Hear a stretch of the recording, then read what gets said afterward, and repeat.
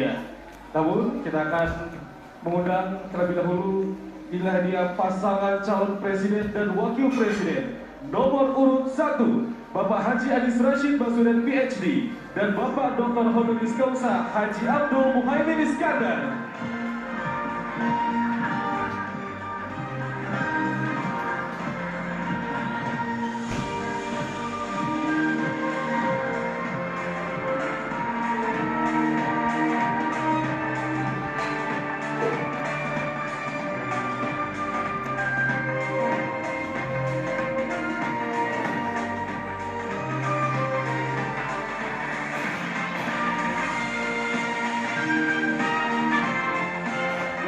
Untuk bisa menempati tempat duduk yang telah ditentukan.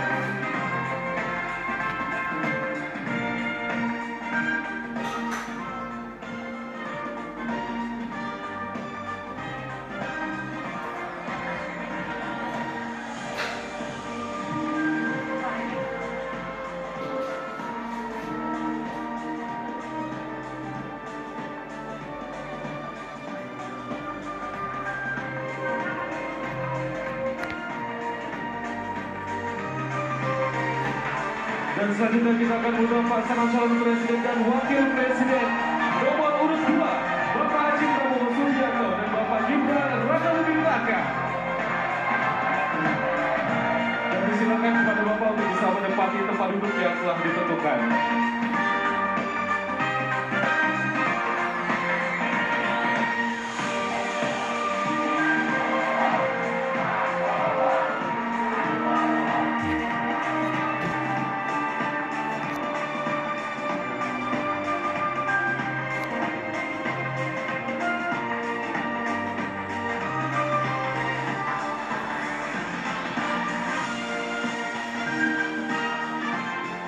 Bapak Ibu hadirin yang kami hormati, selanjutnya kita sambut bersama pasangan calon presiden dan wakil presiden nomor urut 3 Bapak Haji Ganjar Pranowo SHMIP dan Bapak Profesor Dr. Haji Mahfud MD.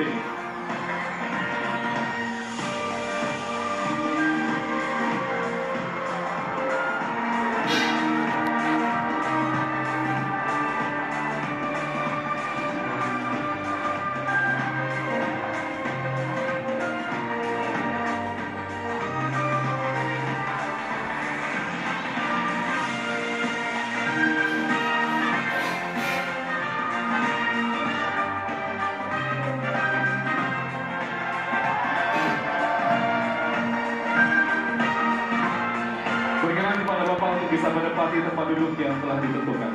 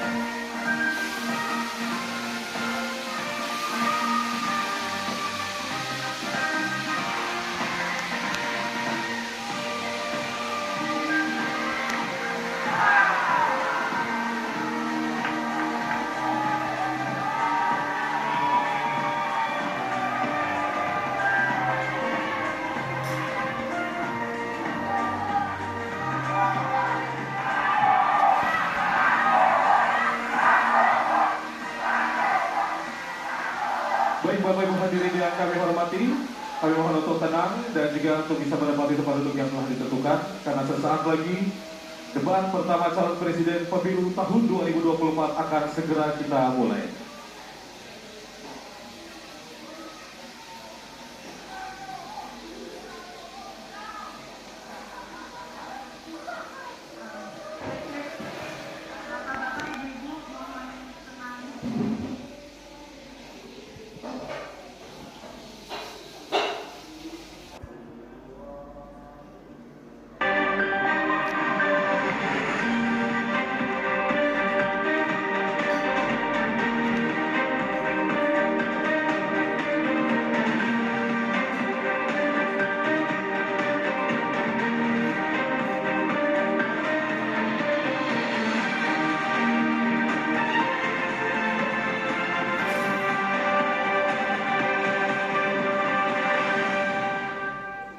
Assalamualaikum warahmatullahi wabarakatuh. Salam sejahtera bagi kita semua. Om Swastiastu, Namo Buddhaya, salam kebajikan. Kami mengucapkan selamat malam dan juga selamat datang kepada yang terhormat Ketua, anggota dan juga Sekretaris Jenderal Komisi Pemilihan Umum. Yang kami hormati pasangan calon presiden dan wakil presiden nomor urut 1, Bapak Haji Anies Rashid Baswedan PhD dan Bapak Dr. Honoris Causa Haji Abdul Muhaimin Iskandar. Pasangan calon presiden dan wakil presiden nomor urut 2, Bapak Haji Prabowo Subianto dan Bapak Gibran Rakebuming Raka. Pasangan calon presiden dan wakil presiden nomor urut 3, Bapak Haji Ganjar Pranowo SHMIP dan Bapak Profesor Dr. Haji Mahfud MD. Dan tentunya pimpinan partai politik serta hadirin undangan serta rekan-rekan media yang berbahagia. Bapak Ibu hadirin yang kami hormati, hari ini debat pertama calon presiden pemilu tahun 2024 dimulai. Mengawali acara menyanyikan lagu kebangsaan Indonesia Raya dan jingle pemilu. Hadirin dimohon berdiri. Akan saling bertanya, beradu argumentasi terkait 6 subtema, yaitu pemerintahan, hukum, hak asasi manusia, pemberantasan korupsi, penguatan demokrasi, peningkatan pelayanan publik, penanganan disinformasi, dan kerukunan warga. Ya, dan selanjutnya kami akan menyampaikan aturan yang tentunya ini harus disepakati oleh kita semua. Tidak hanya bagi para hadirin yang saat ini berada di halaman gedung KPU, namun juga kepada calon presiden yang akan berdebat malam hari ini. Kita simak berikut ini.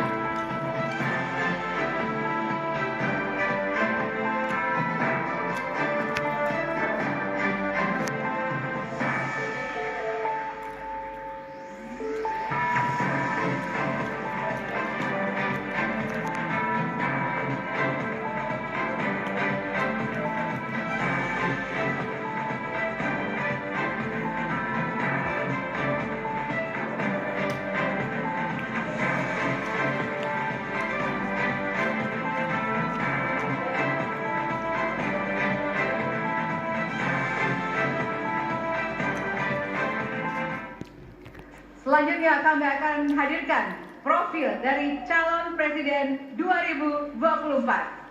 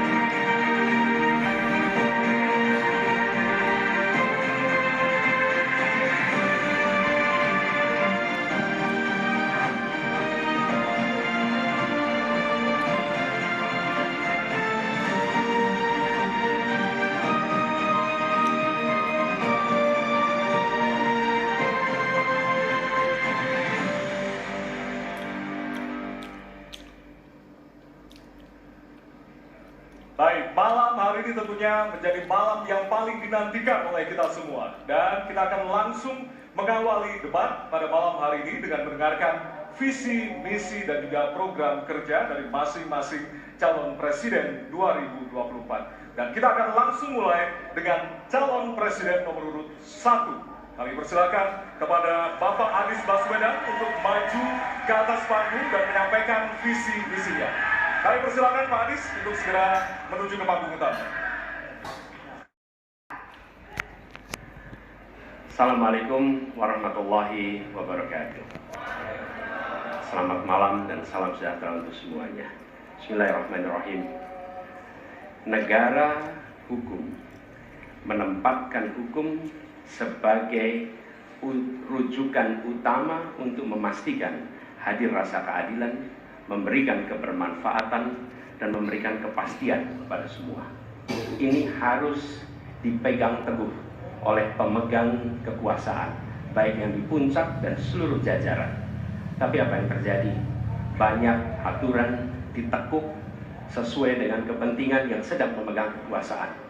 Apakah ini akan diteruskan? Tidak. Ini harus diubah. Ini harus dikembalikan.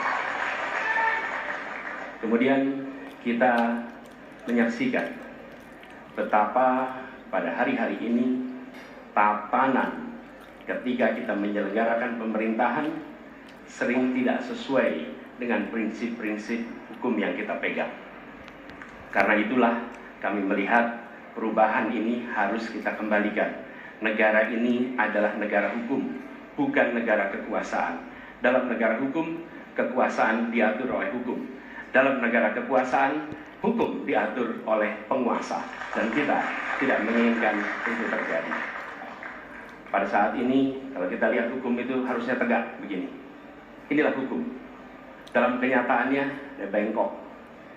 Dia tajam ke bawah, dia tumpul ke atas. Dan kondisi ini tidak boleh didiamkan, tidak boleh dibiarkan, dan harus berubah. Karena itu kita mendorong perubahan, mengembalikan hukum menjadi tegak kepada semuanya. Dan bila kita saksikan hari ini ada satu orang milenial bisa menjadi calon wakil presiden, tetapi ada ribuan milenial generasi Z yang peduli pada anak-anak bangsa, yang peduli pada mereka yang termarginalkan. Ketika mereka mengungkapkan pendapat, ketika mereka mengkritik pemerintah, justru mereka sering dihadapi dengan kekerasan, dihadapi dengan benturan, dan bahkan gas air mata. Apakah kondisi ini akan dibiarkan? Tidak, kita harus lakukan perubahan. Oleh karena itu, kami memperhatikan ini sebagai hal yang mendasar. Yang tak kalah penting, ini kedua nih, yang tak kalah penting. Kita menyaksikan pada saat ini ada peristiwa seperti peristiwa Ibu Mega. Ibu Mega Suryani Dewi, seorang ibu rumah tangga yang mengalami kekerasan rumah tangga, lapor pada negara, tidak diperhatikan, dan dia meninggal korban kekerasan. Apakah akan dibiarkan? Tidak, ini harus diubah. Dan tidak kalah penting, hadir bersama saya di sini ayahnya Harun Al-Rasyid. Harun Al-Rasyid adalah anak yang meninggal, pendukung Pak Prabowo di Pilpres 2019 yang menuntut keadilan pada saat itu. Protes hasil pemilu. Apa yang terjadi? Dia tewas sampai dengan hari ini tidak ada kejelasan. Apakah ini akan dibiarkan? Tidak. Ini harus dibiarkan. Karena itu kami mendedikasikan diri, hadir untuk memberikan komitmen bahwa dari puncak sampai ke bawah kami akan tegakkan hukum pada siapa saja. Kami kembalikan marwah kehidupan bernegara yang menempatkan hukum sebagai tempat yang paling tinggi. Dan ketentuan itu berlaku pada semua, termasuk ketika menyangkut urusan ASN, menyangkut urusan TNI dan Polri. Terima kasih. Assalamualaikum warahmatullahi wabarakatuh. Terima kasih. Bapak Anies, kami persilakan kembali ke tempat dan menyampaikan visi dan misi. Baik, para penonton kita akan lanjutkan. Baik, silakan. Bismillahirrahmanirrahim. Assalamualaikum warahmatullahi wabarakatuh. Salam sejahtera kita sekalian. Shalom, Om Swastiastu, Namo Buddhaya, salam kebajikan. Terima kasih kesempatan yang diberikan kepada saya untuk menyampaikan visi dan misi. Kami menempatkan hukum, HAM, perbaikan pelayanan pemerintahan, pemberantasan korupsi, perlindungan terhadap semua kelompok di masyarakat sebagai sesuatu yang sangat penting. Karena itu dalam visi misi kita hal-hal ini ditaruh di paling atas. Kita sadar dan saya sadar sejak muda saya telah mengangkat sumpah untuk membela Pancasila dan Undang-Undang Dasar 45. Di dalam Undang-Undang Dasar 45, di situ pendiri-pendiri bangsa kita mendirikan sebuah republik. Republik itu harus didasarkan atas hukum dan kedaulatan rakyat. Itulah perjuangan saya selama ini. Dan saya pertaruhkan nyawa saya, jiwa saya untuk membela demokrasi, hukum dan HAM. Kita paham, kita mengerti masih banyak kekurangan. Tetapi kita harus bersyukur di tengah dunia yang penuh tantangan ketidakpastian, di mana terjadi perang di mana-mana, di mana negara-negara begitu banyak yang terjadi perang saudara, kerusuhan, Indonesia masih aman, Indonesia masih damai, Indonesia masih terkendali, harga-harga masih terkendali, ekonomi untuk rakyat kita masih aman. Karena apa? Karena kepemimpinan. Karena apa? Karena manajemen negara yang berhasil. Saudara-saudara, apakah di tengah 280 juta rakyat masa tidak ada kekurangan?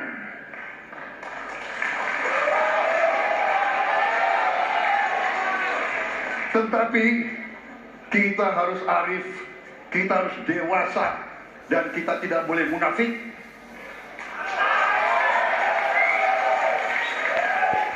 Pemimpin itu ingarso sumterodo, harus memberi contoh. Saudara-saudara sekalian, Prabowo Gibran, kita akan perbaiki yang harus diperbaiki. Kita akan tegakkan apa yang perlu ditegakkan. Dan kita bertekad memberantas korupsi sampai ke akar-akarnya. Memberantas korupsi sampai ke akar-akarnya. Saudara-saudara sekalian, saya kira demikian yang ingin saya sampaikan. Program kita baik, tujuan kita baik, keinginan kita baik. Mari kita berbuat kebaikan demi rakyat kita. Kita butuh persatuan dan kesatuan. Kita tidak perlu saling menghasut, saling mencela, saling menghina. Demi rakyat kita yang kita cintai, kita butuh kesejukan, ketenangan, kerukunan. Kita negara majemuk, kita negara ratusan kelompok etnis, berbagai agama besar. Pemimpin harus sejuk, pemimpin harus dewasa.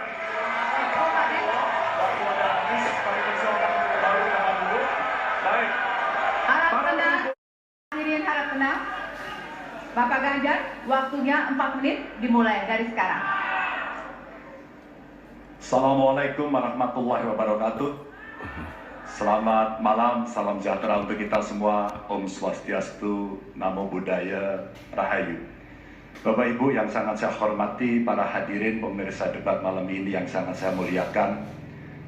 Saya dan Pak Mahfud mulai perjalanan pada saat pembukaan kampanye dari ujung timur Indonesia dan barat, dari Sabang sampai Merauke. Hanya ingin mendengarkan dan ingin melihat secara langsung apa yang disampaikan oleh rakyat, apa yang dirasakan oleh rakyat, sehingga ketika kontestasi 5 tahunan ini berlangsung, harapan itu ada dan masuk dalam pikiran seorang pemimpin. Satunya pikiran, perkataan, dan perbuatan. Ini sesuatu yang sungguh penting. Di Merauke kami menemukan pendeta, namanya Pak Leo. Dia harus menolong seorang ibu ingin melahirkan karena tidak adanya fasilitas kesehatan. Dan dia belajar dari YouTube sesuatu hak kesehatan yang tidak bisa didapat. Maka kita sampaikan kepada Pendeta Leo, kami akan bangunkan itu dan kami akan kerahkan seluruh Indonesia bahwa satu desa, satu puskesmas atau pustu dengan satu nakes yang ada.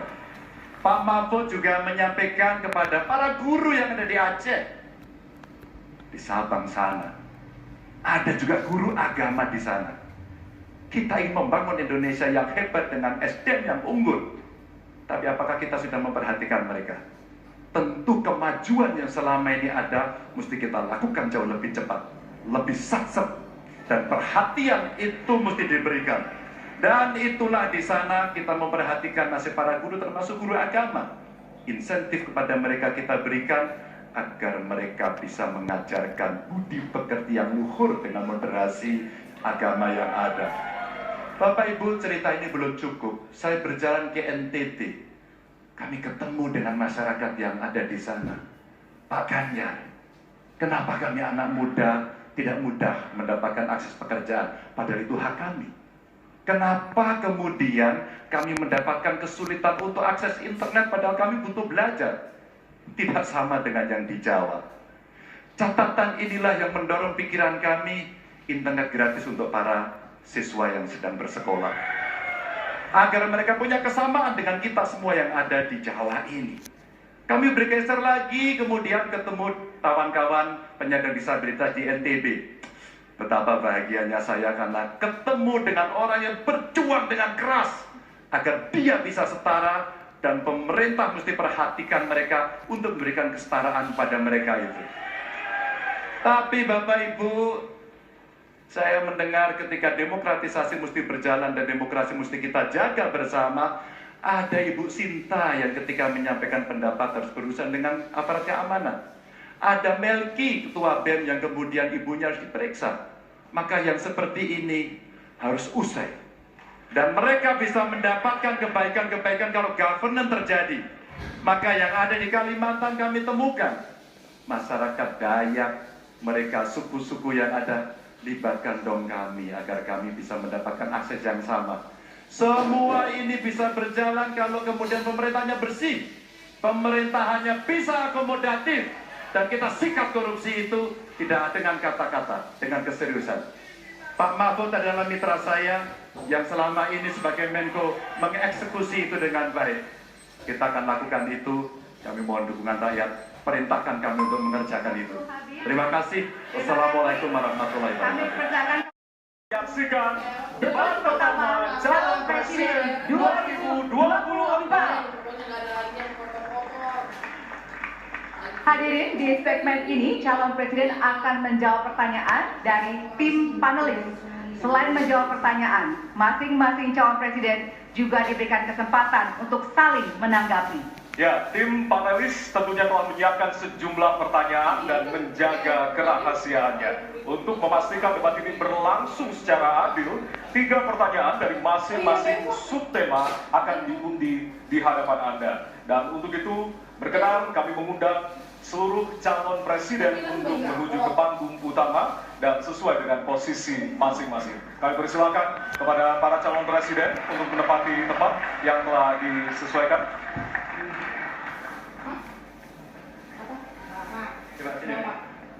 Ya, hadirin, jika di segmen pertama kita memulai visi misi dari calon presiden nomor urut 1, maka pada segmen ini kita akan memulai pertanyaan kepada calon presiden nomor urut 2. Kami persilakan kepada panelis Bapak Agus Riwanto untuk mengambil subtema di fishbowl. Kami persilakan Pak Agus. Silakan diperlihatkan kepada kita semua tema yang terdapat di dalam bola.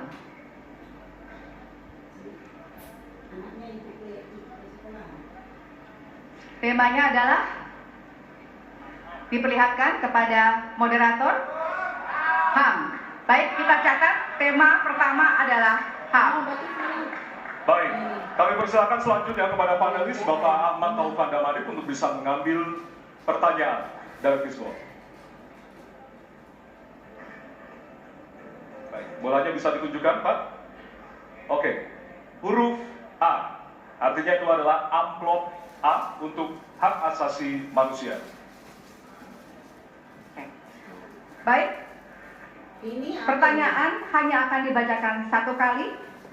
Pertanyaan untuk calon presiden nomor urut 2 adalah tema HAM, huruf A.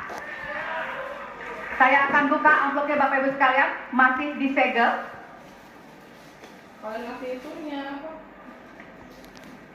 SPP-nya udah dibayar, cuma kartunya belum di ini. Kita mulai.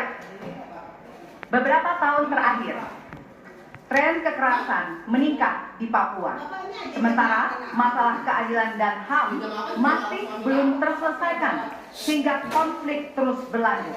Pertanyaannya, apa strategi yang Anda akan siapkan untuk menyelesaikan masalah HAM dan konflik di Papua secara komprehensif?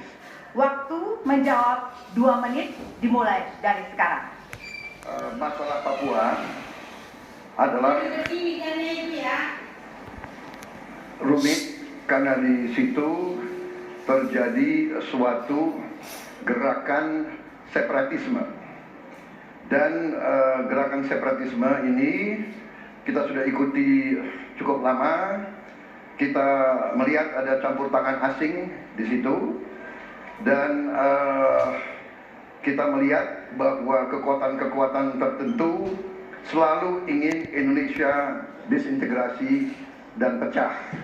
Untuk itu memang masalah hak asasi manusia itu menjadi sesuatu yang harus kita utamakan, dan diantaranya juga kita harus lindungi seluruh rakyat Papua, karena di situ kelompok teroris sekarang itu menyerang orang-orang Papua sendiri, rakyat yang tidak berdosa, perempuan, orang tua, anak kecil yang tidak bersenjata, diteror oleh kelompok teroris separatis ini.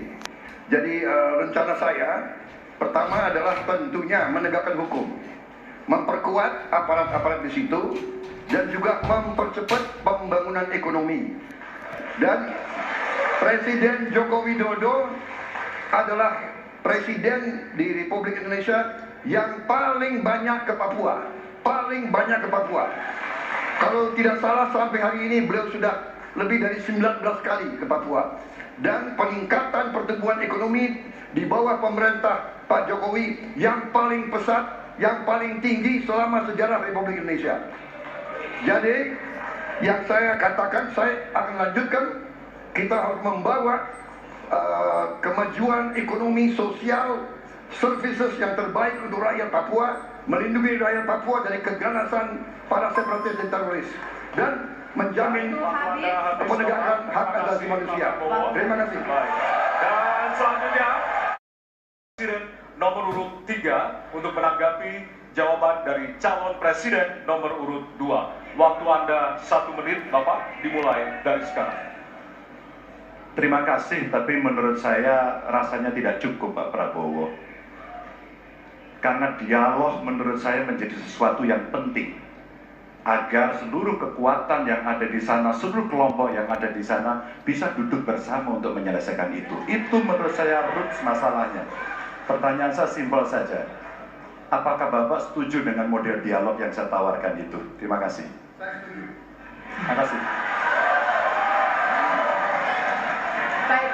Jadi, Bapak penulis, Prabowo, kita tahan dulu karena waktunya Bapak merespon nanti setelah mendengarkan jawaban ataupun tanggapan dari paslon nomor 1. Terima kasih atas pengertiannya. Harap tenang, harap tenang, harap tenang, hadirin, kita akan lanjutkan. Baik, selanjutnya kita akan lanjutkan dengan mempersilakan calon presiden nomor urut 1 untuk menanggapi jawaban calon presiden nomor urut 2. Waktunya 1 menit dari sekarang. Masalahnya bukan kekerasan. Karena ketika bicara kekerasan di Jakarta aja ada 3 pandangan. Ada yang menganggap ini terorisme, ada yang menganggap ini separatisme, ada yang menganggap ini kriminal. Di kita aja di Jakarta ada perbedaan pandangan. Apa masalah utamanya? Masalah utamanya adalah tiadanya keadilan di tanah Papua. Itu masalah utama. Oke? Jadi tujuannya bukan semata-mata tentang mentiadakan kekerasan. Karena damai itu bukan tiada kekerasan, damai itu ada keadilan. Itu prinsip utamanya. Nah, jadi caranya bagaimana? 1, atas semua peristiwa pelanggaran HAM yang terjadi dilakukan tindakan penyelesaian hingga tuntas. Oke? Yang kedua, mencegah terjadinya pengulangan dengan memastikan semua yang bekerja di Papua memahami bahwa yang harus dihadirkan bukan tidak ada kekerasan tapi keadilan. Yang ketiga, melakukan dialog dengan semua secara partisipatif. Terima kasih. Baik, terima kasih. Terima kasih. Dan selanjutnya kami persilakan kembali kepada calon presiden nomor urut 2 untuk merespon tanggapan dari kedua calon presiden lainnya, dan waktu Anda 1 menit Bapak, dimulai dari sekarang.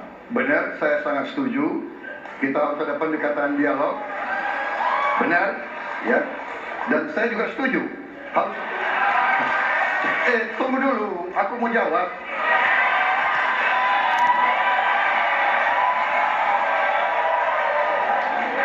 Jadi, benar keadilan. Benar sekali, harus ada keadilan.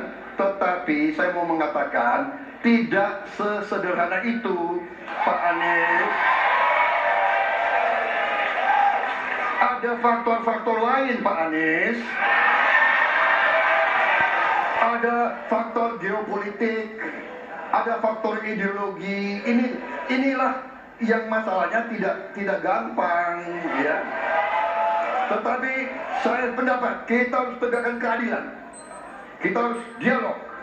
Ini masalah bangsa. Ini harus kita, semua kekuatan harus kita rangkul. Baik, waktu habis, Bapak. Waktu habis, Bapak. Terima kasih. Hadirin harap tenang. Ya. Kami persilakan kepada panelis Bapak Al-Makin untuk mengambil subtema di fishbowl. Kami persilakan kepada panelis.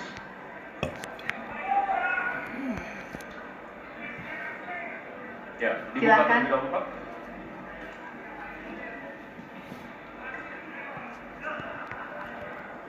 Diperlihatkan kepada moderator dan hadirin pemerintahan Dan peningkatan peningkatan pelayanan publik. Baik. Dan selanjutnya kami persilakan kepada panelis Bapak Bayu Dwi Anggono untuk mengambil pertanyaan dari fishbowl. Kami silakan, Pak.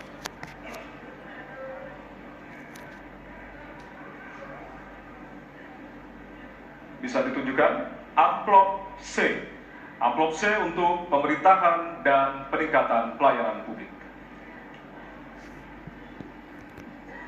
Baik, untuk calon presiden nomor urut 3. Pertanyaannya adalah tema pemerintahan dan peningkatan pelayanan publik.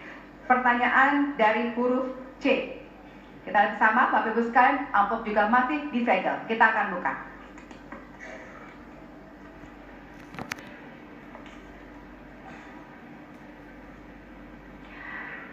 Indeks pelayanan publik di Indonesia stagnan. Sementara Undang-Undang Pelayanan Publik menghendaki persamaan perlakuan dan memperhatikan kepentingan khusus kelompok rentan, perempuan, anak, dan disabilitas. Pertanyaannya, apa program strategis Anda untuk meningkatkan kualitas pelayanan publik yang berkeadilan? Waktu 2 menit dimulai dari sekarang. Kebetulan saya punya pengalaman 10 tahun menangani soal ini. Mengajak mereka berpartisipasi sejak awal. Satu, menghadirkan dalam setiap musrenbang kelompok perempuan, penyandang disabilitas, anak-anak, kelompok rentan yang lain, termasuk orang tua. Kenapa? Agar pengambil keputusan mereka aware, mereka peduli apa yang mereka rasakan. Kesetaraan dalam perencanaan pembangunan itulah yang kita harapkan bisa merepresentasikan apa yang mereka harapkan. Sehingga fisiknya kalau bangun, mereka paham mana yang akan menggunakan, sehingga tidak ada lagi protes pada soal itu. Kedua, dari sisi aparaturnya mesti ada kontrol publik.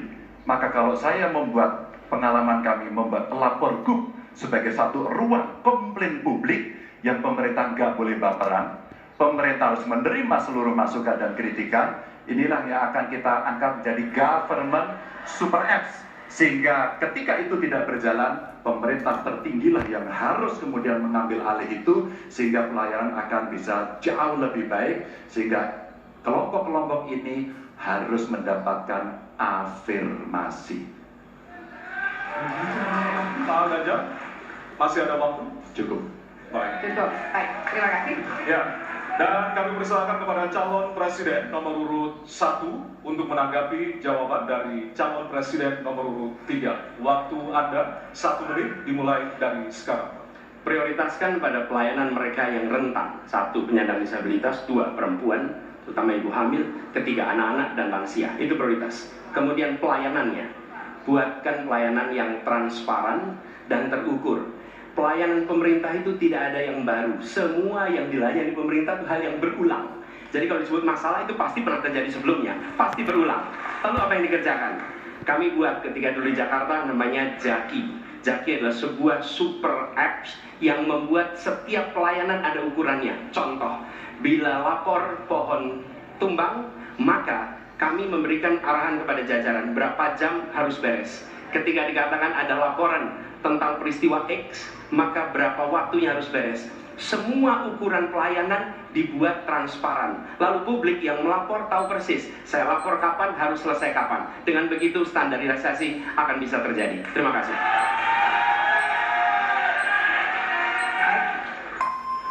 Terima kasih atas tanggapannya. Silakan kepada calon presiden nomor urut 2 untuk menanggapi jawaban calon presiden nomor urut 3. Waktunya 1 menit dari sekarang. Menurut pandangan saya, kelompok rentan itu juga termasuk para petani dan nelayan. Dan yang saya dapat pas saya keliling, khususnya di Jawa Tengah, Pak Ganjar, petani-petani di situ sangat sulit dapat pupuk. Dan mereka mengeluh dengan kartu tani yang Bapak luncurkan, ini mempersulit mereka dapat pupuk. Jadi sebetulnya mereka ingin pupuk itu pengadaannya disederhanakan. Saya kira mungkin Bapak bisa menjawab masalah itu. Terima kasih. Pak Prabowo. Cukup? Cukup? Nggak usah lama-lama. Baik, terima kasih. Dan selanjutnya kami persilakan kepada calon presiden nomor urut 3 untuk merespon tanggapan dari kedua calon presiden lainnya. Waktu Bapak 1 menit dimulai dari sekarang. Terima kasih. Jadi menggunakan teknologi yang disampaikan Mas Andi sudah betul. Rupanya kita sama pada soal itu. Tapi untuk Pak Prabowo saya harus mengingatkan Pak, pupuk langka terjadi di Papua Pak. Pupuk langka terjadi di Sumatera Utara Pak. Pupuk langka terjadi di NTT, NTB, Kalimantan Timur termasuk bensin. Mungkin Bapak sedikit agak lupa untuk saya bisa mengingatkan karena Bapak pernah menjadi ketua HKTI. Pak, data petani kita tidak pernah beres. Maka kalau kemudian satu data petani itu bisa kita kelola, maka distribusi pupuknya harus bisa sampai dan tepat sasaran. Pada saat yang sama, kuota pupuk tidak boleh dibatasi. Maka ini yang saya telepon langsung kepada Pak Wapres saat itu. Pak Wapres, please, kasih tambahan. Kalau tidak cukup. Dan ini terjadi di seluruh Indonesia. Maka inilah mesti kita kerjakan nanti. Masih ada waktu? Mau ditambahkan Pak? Cukup. Cukup? Cukup. Baik. Baik, terima kasih. Panelis Bapak Gun Herianto untuk mengambil subtema di Fishball. Persilakan Pak Panelis. Ya, bisa dibuka terlebih dahulu.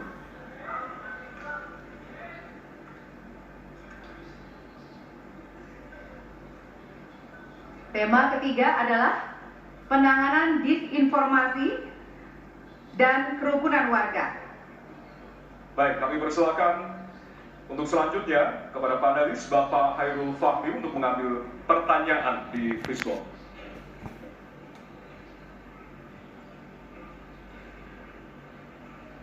Ditunjukkan ke depan adalah amplop Huruf A. A. Baik. Amplop A untuk penanganan disinformasi dan kerukunan warga.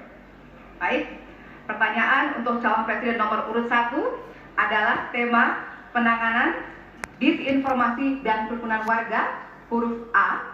Kita lihat bersama, masih disegel, kita akan buka bersama.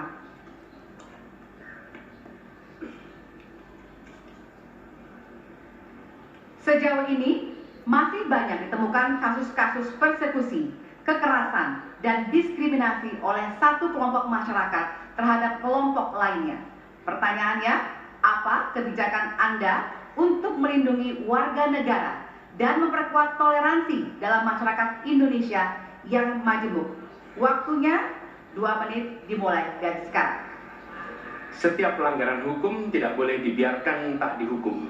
Karena apabila dibiarkan, dia akan menular dan dia akan dianggap sebagai sesuatu yang benar. Karena itu langkah yang pertama adalah setiap kali ada pelanggaran dikerjakan oleh siapapun, kapanpun, dimanapun, maka tegakkan aturan, tegakkan hukum. Nomor 1. Yang kedua, Yang kedua, ketika kita berbicara kerukunan, maka kita harus melakukan usaha berkomunikasi dengan semua. Negara tidak boleh memusuhi salah satu unsur yang ada di masyarakat. Nah, boleh. Negara adalah penyelenggara yang harus menjangkau semua. Kami mungkin tidak suka, mungkin tidak setuju dengan pikiran seseorang, tapi negara harus memberikan hak kepada dia untuk berbicara, termasuk untuk mengkritik. Sehingga ada ruang kebebasan kepada rakyat untuk menyampaikan pendapatnya. Jadi, kita harus sadar, negara bukan mengatur pikiran, negara bukan mengatur perasaan, negara mengatur tindakan. Di situ kita atur. Dan bila melanggar, maka itu dilakukan tindakan penegakan hukum. Lalu, ketika sampai kepada usaha untuk menjangkau semua, pasti komunikasi lakukan. Tapi selalu saja ada peristiwa pelanggaran, ada peristiwa kekerasan, dan seringkali rakyat tak tahu kemana harus melaporkan. Dan ketika mereka berhadapan dengan pihak lain, seringkali mereka membutuhkan bantuan hukum, karena mereka berhadapan dengan berbagai unsur yang ada di masyarakat. Karena itu kami merencanakan membuat sebuah program yang disebut sebagai online untuk pelayanan pengacara gratis.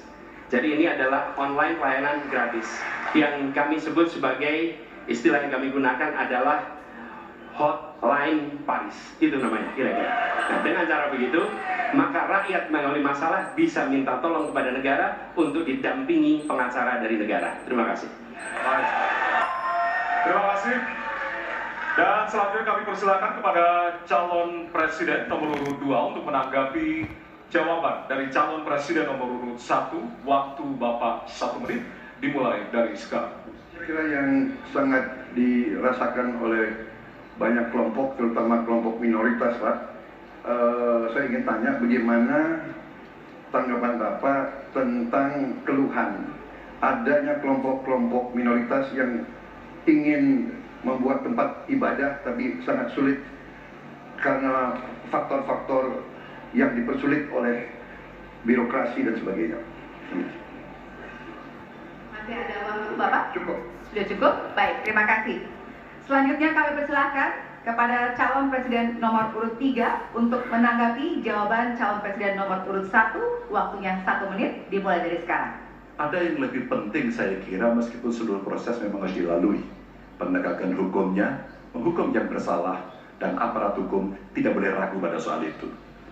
Tapi ketika kemudian kita kembalikan pada persoalan yang potensial muncul, itulah kenapa Pak Mahfud kemarin di Sabang berbicara dengan banyak tokoh agama, agar di samping pendidikan agama, mereka memberikan juga pendidikan budi pekerti, agar kemudian dia bisa mengerti sejak awal bagaimana berbeda dalam suku, agama, golongan, sehingga mereka akan bisa bareng-bareng memahami.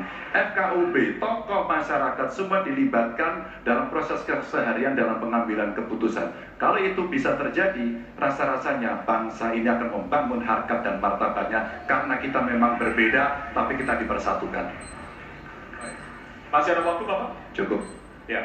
Dan selanjutnya, kami persilakan kepada calon presiden nomor urut 1 untuk merespon tanggapan dari kedua calon presiden lainnya, dan waktu Bapak 1 menit dimulai dari sekarang.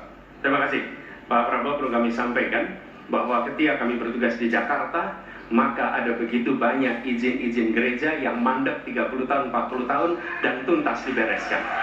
Oke?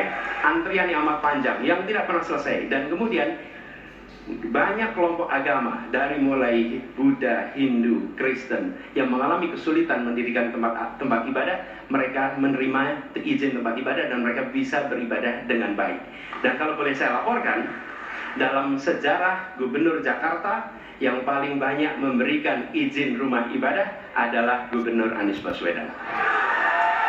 Termasuk ketika umat Islam mau mendirikan masjid dan tidak bisa mendapat izinnya, saya bicara. Ketika umat Kristen mau mendirikan gereja tidak bisa mendapatkan izin dari masyarakat, saya bicara. Dan semuanya akhirnya mendapatkan izin untuk bisa beribadah. Terima kasih.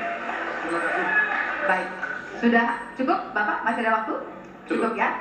Baik, terima kasih. Kita berikan tepuk tangan buat calon presiden 2024.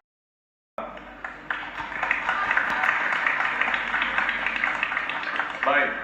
Dan kita beralih ke pertanyaan untuk calon presiden nomor urut 3. Dan kami persilakan kepada panelis Ibu Lita Testa untuk mengambil subtema di fishball, dan kami silakan.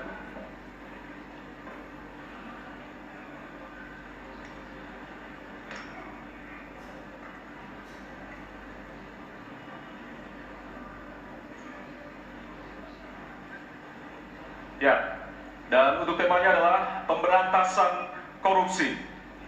Baik, selanjutnya kami persilakan kepada panelis Bapak Made Sukmajati untuk mengambil pertanyaan dari fishball. Silakan Bapak.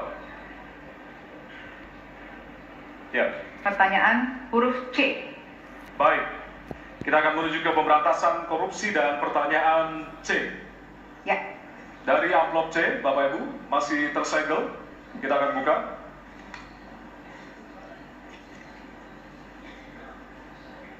Pertanyaan untuk subtema pemberantasan korupsi.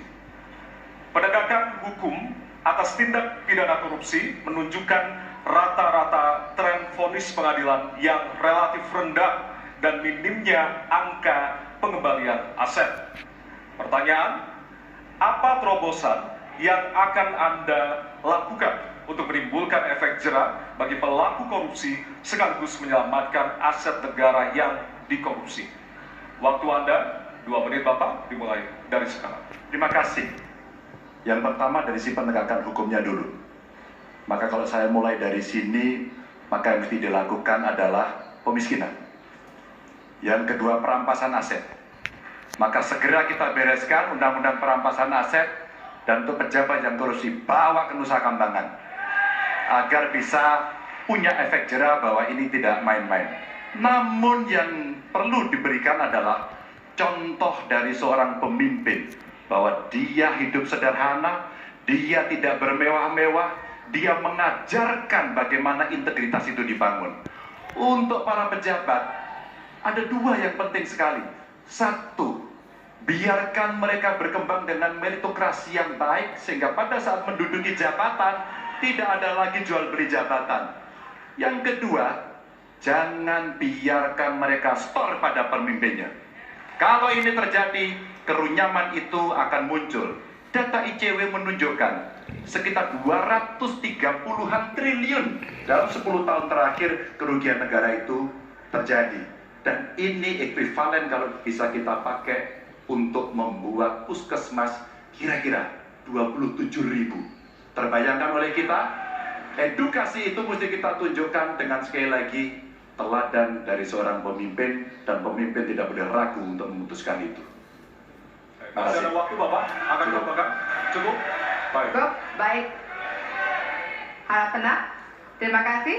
Kami persilakan kepada calon presiden nomor urut 1 untuk menanggapi jawaban calon presiden nomor urut 3. Waktunya 1 menit, dimulai dari sekarang. Koruptor dijeratkan dengan undang-undang perampasan aset disahkan dan hukumannya mengikuti pemiskinan. 1. Yang kedua, yang tidak kalah penting, undang-undang KPK harus direvisi sehingga KPK menjadi lembaga yang kuat kembali. Yang ketiga, diberikan imbalan, reward kepada mereka yang membantu melakukan pelaporan, penyelidikan, sehingga ketika melaporkan kita akan punya partisipasi masyarakat, dan itu dibolehkan oleh undang-undang. Dengan begitu maka bukan hanya aparat penegak hukum tapi seluruh rakyat ikut memerangi korupsi. Korupsi harus gerakan anti korupsi harus menjadi gerakan semesta yang melibatkan seluruh rakyat. Kemudian yang keempat, yang tidak kalah penting adalah standar etika untuk pimpinan KPK harus standar yang tinggi. Terima kasih. Baik. Ya. Dan selanjutnya kami silakan kepada calon presiden nomor urut 2 untuk menanggapi jawaban dari calon presiden nomor urut 3. Waktu Bapak 1 menit, dimulai dari sekarang. Terus terang saja, saya dalam hal ini setuju dengan sikap dan jawaban dari Pak Ganjar masalah korupsi.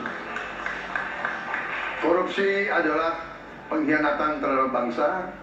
Korupsi harus diberantas sampai ke akar-akarnya.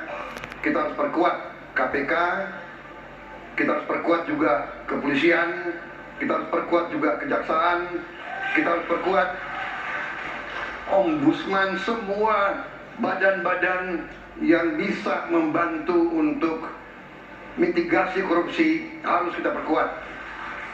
BPK, BPKP, inspektorat di tiap kementerian ini harus diperkuat.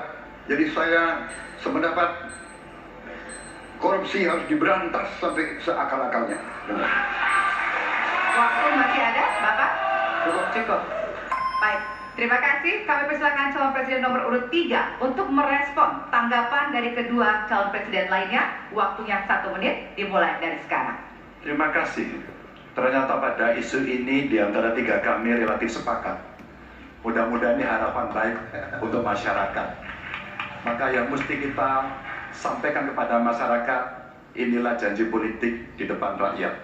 Maka kalau kemudian kita bisa menyatukan yang saya sampaikan di awal, pikiran kita sudah sama, perkataan kita sudah sama, maka kalau perbuatannya tidak sama, kitalah yang dihukum oleh rakyat. Maka mudah-mudahan pemilu besok ini akan menghasilkan semangat yang sama untuk kita memberantas korupsi. Integritas itu penting sekali. Dan nomor 1. Masih ada waktu, Bapak? Cukup? Baik. Ya. Bapak Rudi Rohim untuk mengambil subtema di fishball. Silakan, Bapak.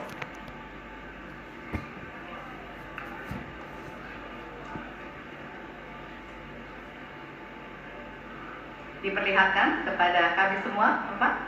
Apa? Baik, temanya adalah penguatan demokrasi. Baik.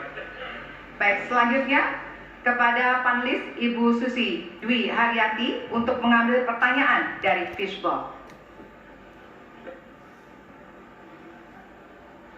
Hurufnya adalah A. Penguatan demokrasi dengan amplop A. Baik. Masih tersegel, Bapak Ibu? Kita akan langsung buka.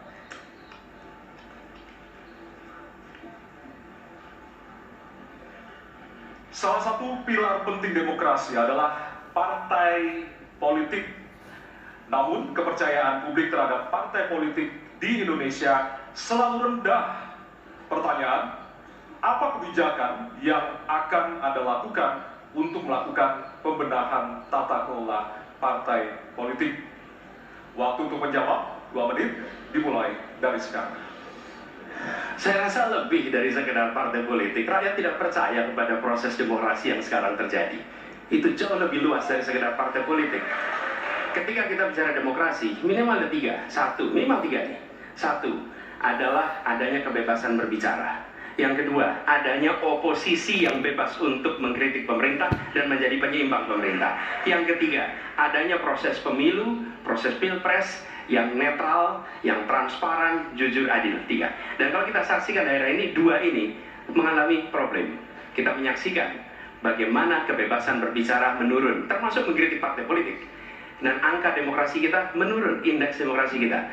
Bahkan pasal-pasal yang memberikan kewenangan untuk digunakan secara karet kepada pengkritik, misalnya Undang-Undang ITE atau pasal 14, 15 Undang-Undang Nomor 1 tahun 1946.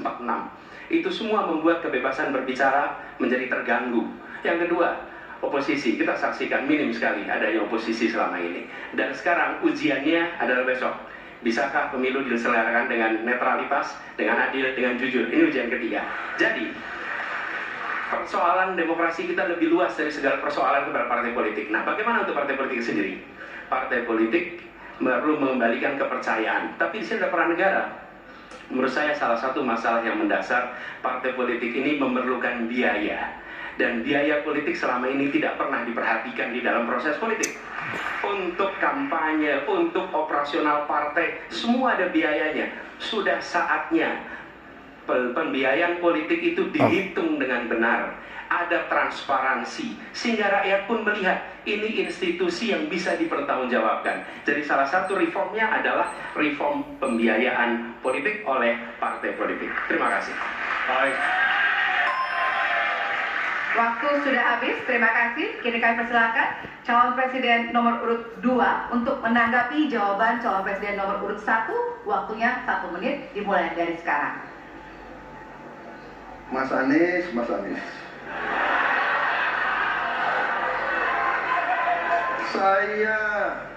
Saya berpendapat Mas Anies ini agak berlebihan. Mas Anies mengeluh tentang demokrasi ini dan itu dan ini. Mas Anies dipilih jadi gubernur DKI menghadapi pemerintah yang berkuasa. Saya yang mengusung Bapak.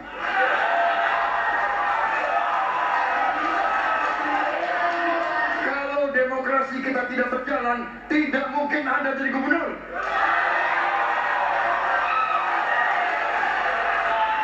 Kalau Jokowi diktator, Anda tidak mungkin jadi gubernur. Saya waktu itu oposisi, Mas Anies. Anda ke rumah saya, kita oposisi, Anda terpilih. Waktu habis, Bapak. Harap tenang. Bapak Prabowo. Baik, para pendukung, Harap tenang. kami mohon untuk Pendukung. tenang, para pendukung. Para pendukung, Baik, harap tenang. Kita akan lanjutkan Ya. dialog kita. Harap tenang. Hadirin, harap tenang. Kami sampaikan kembali.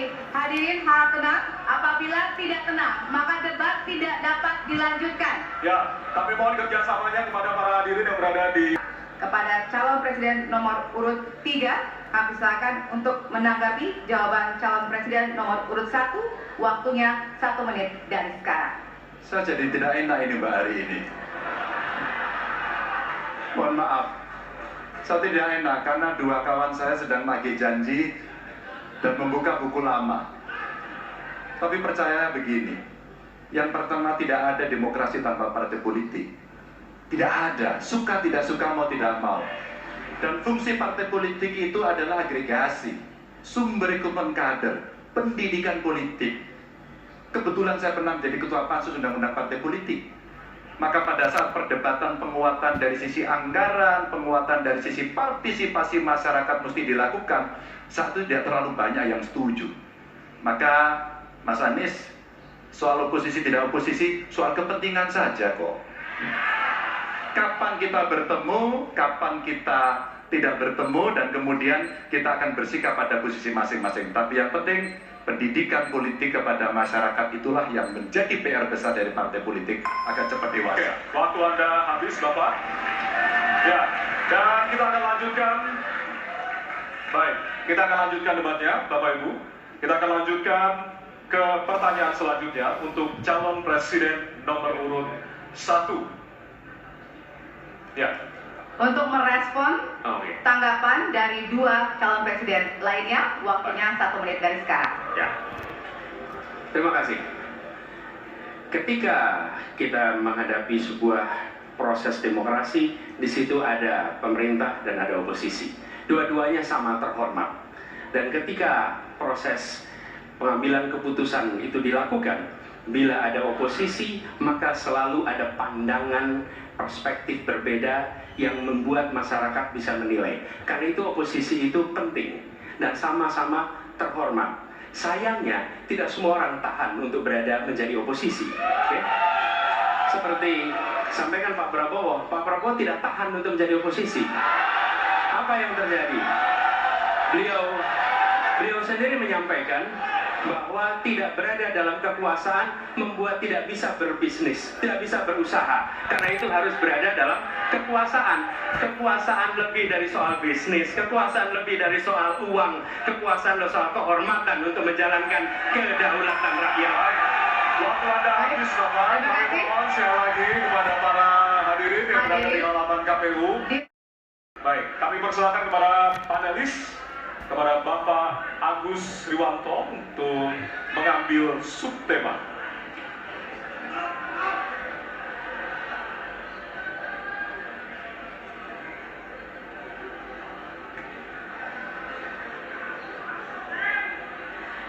Kami mohon kepada hadirin untuk tenang, untuk menjaga kelancaran debat. Silakan Bapak dipersilakan kepada moderator Baik. diperlihatkan. Subtema hukum. Baik. Selanjutnya kami persilakan kepada panelis Bapak Wawan Masfud untuk mengambil pertanyaan dari Fishbox. Kami persilakan Bapak.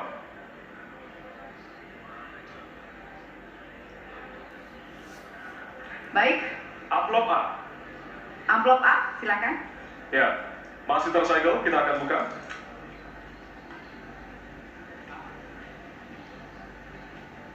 Kita akan langsung bacakan. Konstitusi mengharuskan kekuasaan kehakiman dijalankan secara merdeka. Sementara lembaga kekuasaan kehakiman saat ini cenderung diintervensi oleh cabang kekuasaan lainnya.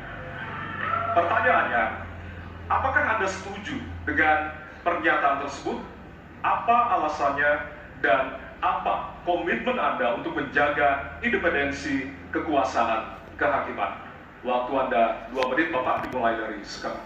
Saya sangat setuju bahwa kehakiman harus independen, kehakiman harus yudikatif, ya, harus independen, dan harus kuat, dan tidak boleh diintervensi oleh kekuasaan. Saya sangat setuju itu.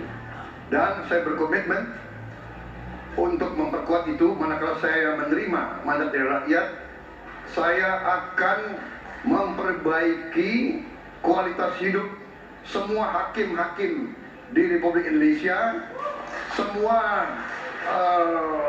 pekerja di sekitar pengadilan, dan semua penegak hukum akan saya perbaiki kualitas hidupnya, gajinya diperbaiki, supaya mereka tidak dapat diintervensi, tidak dapat disogok, tidak dapat dikorup.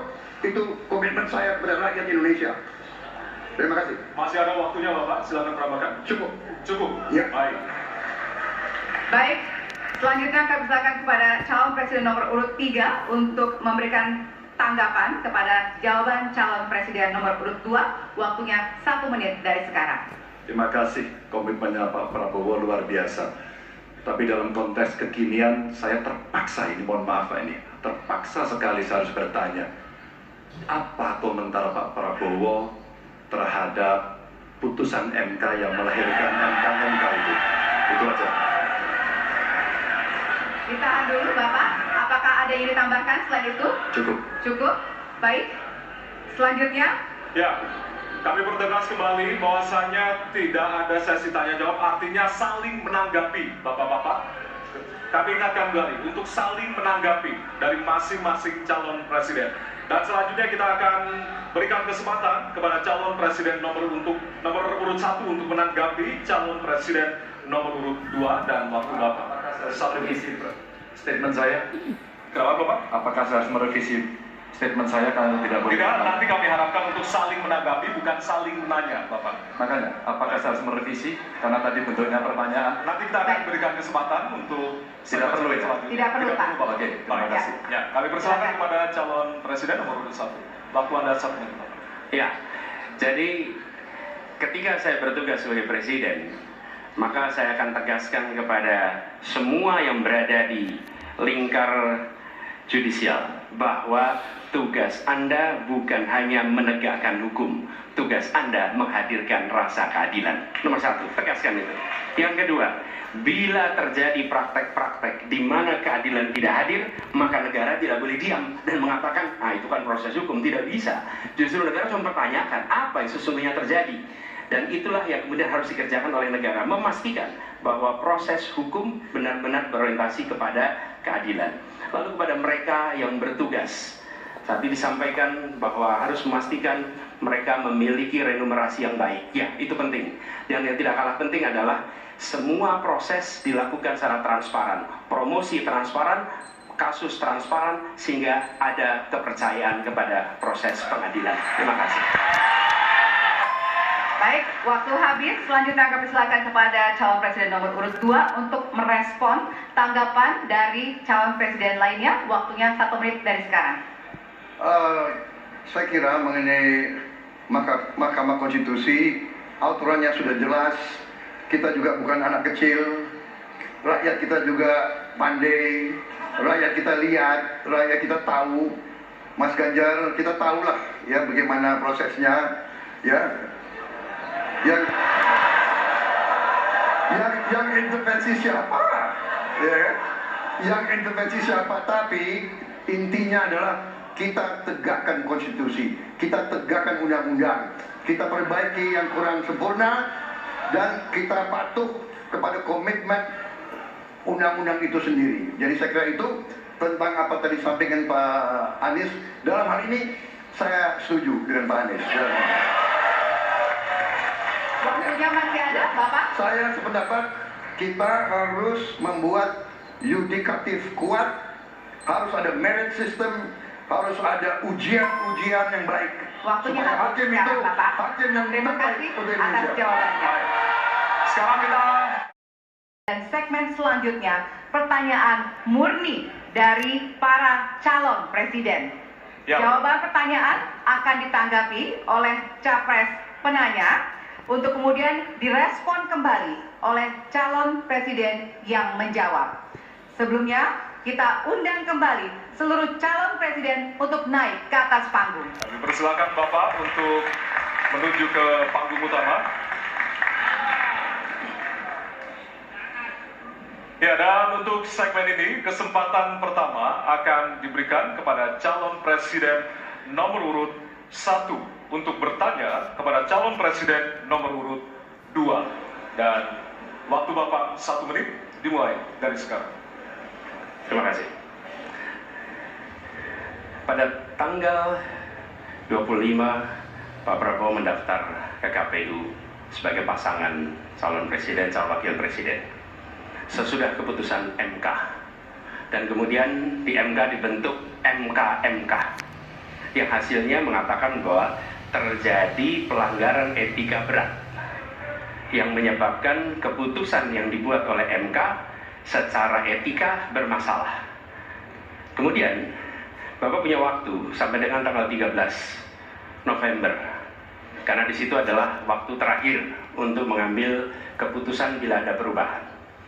Sesudah Bapak mendengar bahwa ternyata pencalonan persyaratannya bermasalah secara etika, pertanyaan saya, apa perasaan Bapak ketika mendengar bahwa ada pelanggaran etika di situ? Baik, waktunya habis. Kami berikan kesempatan kepada calon presiden nomor urut 2 untuk menjawab selama 2 menit. Waktunya dimulai dari sekarang. Jadi Mas Anies ya memang suatu perkembangan politik itu ada beberapa segi perspektif ya. Jadi tim saya, para pakar hukum yang mendampingi saya menyampaikan bahwa dari segi hukum tidak ada masalah. Masalah yang dianggap pelanggaran etika sudah diambil tindakan dan keputusan ya waktu itu oleh pihak yang diberi wewenang. Kemudian sudah ada tindakan, dan tindakan pun itu masih diperdebatkan karena yang bersangkutan masih memproses.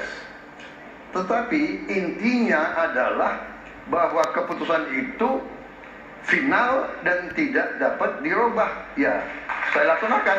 Ya, dan kita ini bukan anak kecil, Mas Anies. Ya. Anda juga paham, ya. Sudahlah, ya. Sekarang begini, intinya rakyat yang putuskan, rakyat yang menilai.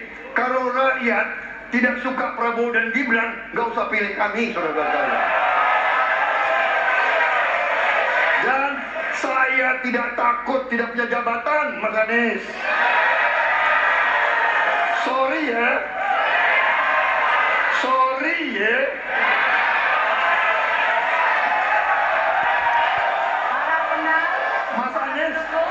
Mas Anies, saya tidak punya apa-apa. Saya sudah siap mati untuk negara ini. Baik, waktu Anda habis Bapak, dan selanjutnya kami persilakan kepada calon presiden nomor urut 1 untuk menanggapi jawaban dari calon presiden nomor urut 2. Waktu Bapak 1 menit. Dimulai dari sekarang. Fenomena ordal ini menyebalkan. Di seluruh Indonesia kita menghadapi fenomena ordal. Mau ikut kesebelasan ada ordalnya, mau masuk jadi guru ordal, mau daftar sekolah ada ordal, mau dapat tiket untuk konser ada ordal di mana-mana yang membuat meritokratik nggak berjalan, yang membuat etika luntur. Dan ketika fenomena ordal itu bukan hanya di masyarakat, tapi di proses yang paling puncak terjadi ordal, maka rakyat kebanyakan, dan ini saya rasakan beberapa waktu yang lalu, beberapa orang guru berjumpa dengan saya dan mereka mengatakan, Pak, di tempat kami pengangkatan guru-guru itu mendasarkan ordal. Kalau tidak ada ordal, nggak bisa jadi guru, nggak bisa diangkat. Lalu apa jawabannya? Atasan saya bilang, wong yang di Jakarta aja pakai ordal, kenapa kita di bawah tidak boleh pakai ordal? Negeri ini rusak apabila tatanan itu Waktunya hilang. habis. Ya. Sekarang kami berikan kesempatan kepada calon presiden nomor urut 2 untuk menanggapi tanggapan dari calon presiden nomor urut 1. Waktunya 1 menit dari sekarang. Mas Anies, dalam demokrasi kekuasaan tertinggi ada di rakyat. Hakim yang tertinggi adalah rakyat. Tanggal 14 Februari, rakyat yang akan mengambil keputusan. Kalau kami tidak benar, salah, berkhianat, rakyat yang akan menghukum kami. Waktu masih ada, Bapak? Sudah cukup? Baik, terima kasih. Harap tenang hadirin, kita akan lanjutkan. Ya, kita akan lanjutkan. Dan untuk kesempatan ini kami berikan kepada calon presiden nomor urut 2 untuk bertanya kepada calon presiden nomor urut 3. Dan waktu Bapak 1 menit dimulai dari sekarang. Mas Ganjar punya pengalaman sebagai gubernur. Saya ingin bertanya, bagaimana pemikiran Bapak untuk mengatasi pengangguran yang masih banyak, terutama lulusan-lulusan sekolah dan sarjana yang belum tertampung. Mungkin pengalaman Bapak bisa Bapak memberi suatu pencerahan kepada kami. Terima kasih. Waktunya masih ada, Bapak ada yang ditambahkan? Baik, cukup. Oke. Selanjutnya kami berikan kesempatan kepada calon presiden nomor urut 3 untuk menjawab selama 2 menit. Waktunya dimulai dari sekarang. Terima kasih Pak Prabowo. Isu ini sangat kontekstual dan saya kira dari pertanyaan masyarakat begitu sulitnya mendapatkan pekerjaan. Ada beberapa poin Pak. Yang pertama adalah membuka ruang investasi yang cukup besar dengan cara memastikan penegakan hukumnya bisa berjalan baik, kepastian hukumnya berjalan dengan baik, transparan, akuntabel, mudah, murah, cepat dalam sebuah layanan. Tanpa itu dilakukan, mereka akan minggat dan mereka akan pergi, tidak mau datang. Yang kedua, ketika mereka datang, sudah masuk berinvestasi, katakan, pusat-pusat pertumbuhan sudah diberikan kepada mereka oleh pemerintah dengan fasilitasi kawasan industri umpama, insentif pajak umpama, kemudahan perizinan, ease of doing business umpama, maka ketika kemudian itu sudah berjalan, Pak, yang mesti disiapkan adalah SDM. Ketangguhan SDM untuk menjemput itulah yang kita siapkan. Apa itu? Sekolah vokasi, tidak ada yang lain. Dan kemudian SDM inilah yang kita bisa pastikan bahwa mereka sampai dengan 12 tahun mesti sekolah dan gratis. Inilah yang kemudian bisa kita dorong untuk kemudian mereka bisa naik. Ada juga tindakan afirmasi sekaligus untuk menurunkan kemiskinan adalah setiap satu keluarga miskin kita kasih kesempatan satu anaknya sampai ke perguruan tinggi. Karena itulah yang akan membongkar dan kemudian memberikan ruang pekerjaan yang jauh lebih banyak kepada mereka. Maka peran-peran inilah yang mesti kita dorong. Kawasan industri Kendal sudah bekerja sama dengan 100-an lebih sekolah vokasi. Kawasan industri di Batang sedang kita siapkan, bahkan kita bangunkan sekolah. Kerjasama antara pusat, provinsi, kabupaten menjadi begitu penting untuk memfasilitasi itu, dan kemudian tugas kita mensosialisasikan untuk mereka bisa terlibat di dalamnya. Ya, waktu Anda habis Bapak, dan kami persilakan kepada calon presiden nomor urut 2 untuk menanggapi jawaban dari calon presiden nomor urut 3. Waktu Bapak 1 menit. Saya senang mendengar jawaban itu. Berarti Bapak bisa mengakui prestasi pemerintah Jokowi dalam mengembangkan KEK semua, mendorong hilirisasi, menciptakan lapangan kerja, mengundang investor-investor ke Jawa Tengah untuk menciptakan pertumbuhan ekonomi yang bermutu dan berkelanjutan. Terima kasih. Ya. Waktunya masih ada, Bapak? Cukup. Baik, selanjutnya kita berikan sekarang. Pak Prabowo, terima kasih. Ketika kami merancang kawasan-kawasan industri dan bagaimana percepatan itu kita lakukan, kami duduk dengan para menteri, bahkan kami duduk dengan presiden. Kami punya pikiran yang sama dalam merancang ini karena kita ingin menjemput 2045 sebagai negara maju, negara unggul. Itu yang harus kita ciptakan. Maka ketika kemudian soal setuju tidak setuju, kami hampir 10 tahun. Bahkan proyek-proyek strategis nasional yang ada di Jawa Tengah, saya bereskan, Pak. Karena itu bentuk tanggung jawab kami sebagai wakil pemerintah pusat di daerah, dan kami tahu posisi itu agar kita berada dalam satu barisan menjemput keunggulan Indonesia di 2045. Masih ada waktu Bapak? Cukup? Baik. Ya, dan selanjutnya 1. Dan waktu Bapak 1 menit dimulai dari sekarang. Mas Anies pernah menjadi gubernur ibu kota. Dan hari ini menjadi isu publik. Saya barusan dari IKN. Mas Anies, dengan berbagai kondisi yang ada di Jakarta, traffic jam, orang bermigrasi, bagaimana polusi yang terjadi, saya ingin dapat statement yang clear dari Mas Anies. Apa pendapat Mas Anies ketika kemudian Indonesia sentris itu ingin dibangun, mimpi besar anak bangsa sejak presiden sebelumnya ingin dibangun, untuk memindahkan ibu kota dari Jakarta ke IKN. Silakan. Baik, waktunya masih ada, Bapak? Cukup. Baik, terima kasih. Kemudian kami silakan calon presiden nomor urut 1 untuk memberikan jawaban selama 2 menit dimulai dari sekarang. Kalau ada masalah jangan ditinggalkan, diselesaikan. Itu filosofi nomor 1. Jadi, ketika di Jakarta menghadapi masalah, maka masalah lingkungan hidup, masalah lalu lintas, kepadatan penduduk, ini harus diselesaikan. Ditinggalkan tidak kemudian membuat otomatis selesai. Justru ini yang harus dibereskan. Kalau kami melihat, begitu kita bicara lalu lintas, kontribusi aparat sipil negara di dalam kemacetan itu hanya 4-7%. Jadi nggak akan mengurangi kemacetan di sini. Yang kedua, soal lingkungan hidup. Kalau yang pindah itu pemerintah, bisnis, keluarga masih tetap di sini, masih tetap ada masalah. Karena itu kami berpandangan masalah yang di Jakarta harus diselesaikan dengan transportasi umum yang dibangun. Kemudian yang kedua, menambah taman yang dibangun, transportasi umum berbasis elektrik. Dan itu semua dikerjakan untuk membuat Jakarta menjadi kota yang nyaman, aman, kota yang membuat kita bisa hidup dengan sehat. Itu terkait dengan Jakarta. Jadi, jangan kita meniru pemerintah Belanda. Mereka punya kota tua. Ketika kota tua turun permukaan, mereka pindah ke selatan, bikin di sekitar Monas. Ditinggalkan. Masalah tidak diselesaikan. Kita harus menghadapi masalah dengan menyelesaikan. Lalu yang kedua, terkait dengan IKN.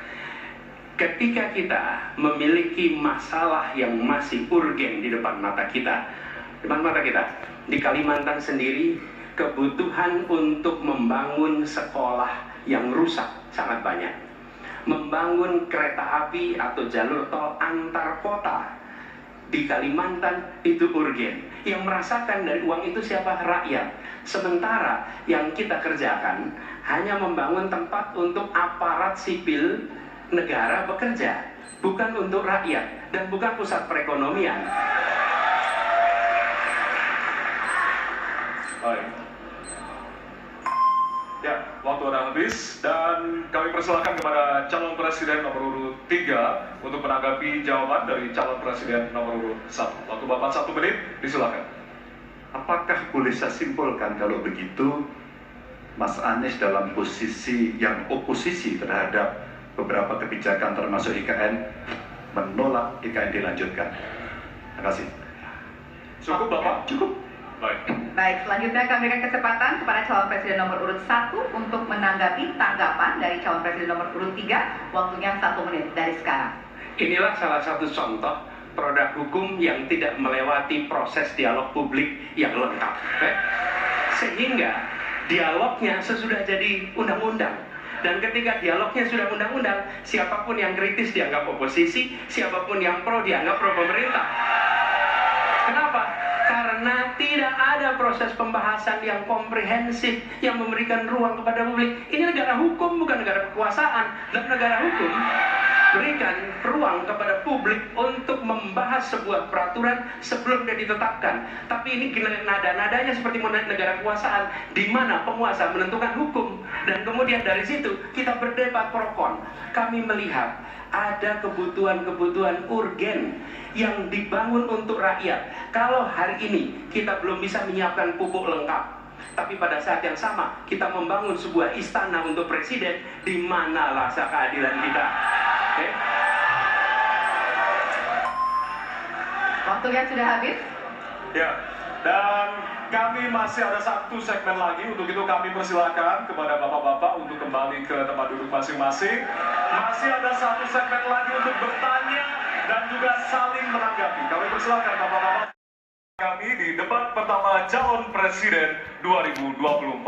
Ya, masih sama seperti segmen sebelumnya. Setiap calon presiden akan memberikan satu pertanyaan kepada calon presiden lainnya, dan jawaban pertanyaan akan ditanggapi oleh calon presiden penanya untuk kemudian direspon kembali oleh calon presiden lainnya.